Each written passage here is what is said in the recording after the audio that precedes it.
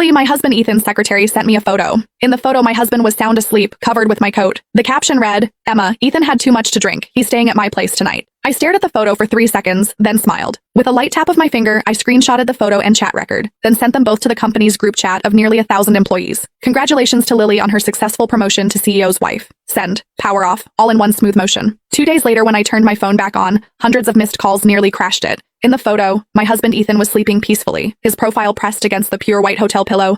I stared at that coat. That morning before leaving, I'd personally helped Ethan put it on. I smiled. I didn't reply, just took a screenshot, then sent it to the company's 1,000-person work group. Congratulations to Lily on her successful promotion to CEO's wife. Then I turned off my phone. The world went quiet. Outside the floor-to-ceiling windows of the living room, the city lights merged into a silent ocean. I walked to the wine cabinet and poured myself a glass of whiskey. Today was our 5th wedding anniversary. On the table sat the custom cake I'd picked up that afternoon. Ethan had called in the afternoon, saying he had an important business dinner he couldn't skip. He said he'd make it up to me when he got back later, so this was his idea of important business. This was how he planned to make it up to me. I carried my glass and walked over to the cake. The black swan held its head high, graceful and proud. I reached out a finger and gave it a gentle push. The swan toppled over, falling into the soft cream, its neck broken. What a shame. I drained my glass in one gulp, the burning liquid searing my throat. Perfect. This relationship that had lasted 8 years, from campus to wedding dress, from nothing to company IPO. It was time to end it. I walked into the dressing room and pulled out the largest suitcase. Started packing. Mine, I'd take everything. His, I'd leave nothing, including those matching couple outfits we'd bought together, the expensive jewelry he'd given me, all those mementos symbolizing every bit of our past. One by one, I took them out and threw them into the trash bags beside me, like I was doing a complete decluttering. Throughout this process, my heart remained completely calm.